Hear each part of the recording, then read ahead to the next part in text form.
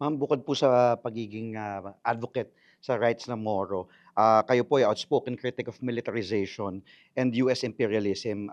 Hina-highlight niyo po yung, land grabbing, displacement. Ano pong masasabi niyo sa mga nadagdagan pa, mga aktibong mga EDCA sites o yung Enhanced Defense Cooperation Agreement sa pagitan po ng Pilipinas at Amerika? Ang pagtatayo kasi ng EDCA sites ngayon ay parte noong, sinasagawang pivot to Asia ng US.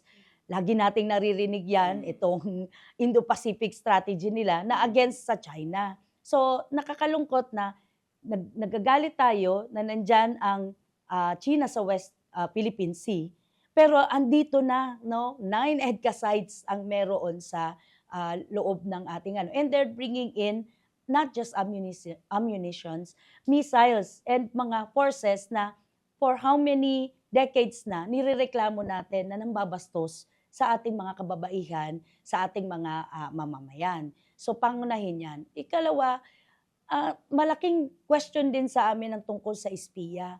Napaka, ingay ng ating gobyerno ngayon tungkol sa mga Chinese spies, pero hindi nila ini-explain what are the US soldiers and contractors are doing doon sa, sa may Ampatuan, Maguindanao. Kung hindi pa nag-crash landing sa Ampatuan ang eroplano nila na tinatawag nating spy plane, hindi natin malalaman na nagpapatuloy ang kanilang pag-iispiya din sa lugar pa mismo ng Bangsamoro.